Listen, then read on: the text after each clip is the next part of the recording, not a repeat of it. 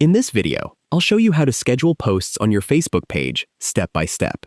Scheduling posts lets you plan your content ahead of time, so it publishes automatically on the date and time you choose.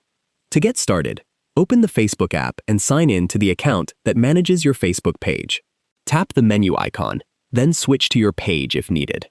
Next, open Meta Business Suite or your professional dashboard, depending on the tools available for your account.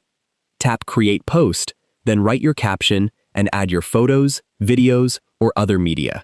Instead of posting right away, look for the Schedule option or the publishing settings. Tap Schedule, then choose the date and time you want your post to be published.